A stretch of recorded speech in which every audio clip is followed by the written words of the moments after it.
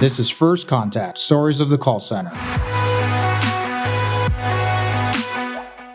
And one of my biggest frustrations with that is most of it was passive learning, meaning you sit there and watch somebody give a lecture, you sit there and watch somebody tell you how to do something, but very few learning activities were active versus passive.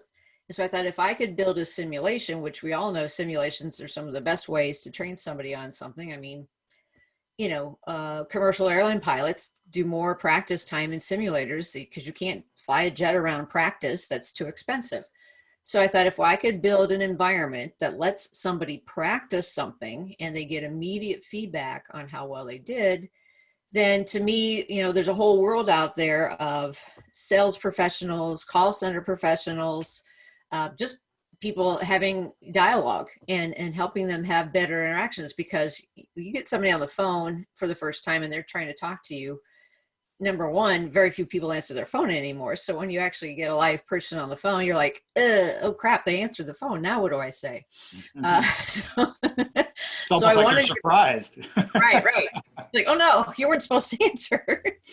So I wanted to build a tool that made that user experience, putting them in that deer in the headlights. In fact, University of Illinois here in Chicago, I kept trying to get their professor that ran a sales training program to try this out. And I was going to give it away for free. Any college that has a sales training curriculum, because my background's in sales, I wanted to give this away free, but also with the mindset of, it's like cigarettes, you get them smoking early and they're going to continue wanting to use that.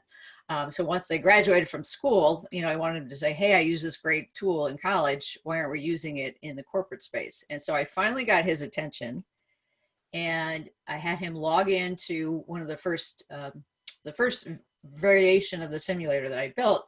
And the light bulb went off for him. He's like, oh my gosh, this is exactly what students need. They need this deer in the headlights moment. They need a realistic tool that forces them out of their comfort level and into real life, because he froze up. He says, I froze up right away. And to me, that was a great learning experience. And we've continued to have a relationship with them for, gosh, now 6 or 7 years. We've allowed those students to use the simulator for free. And now they're actually using it to teach them how to sell Second City, which is a big improv company here in Chicago.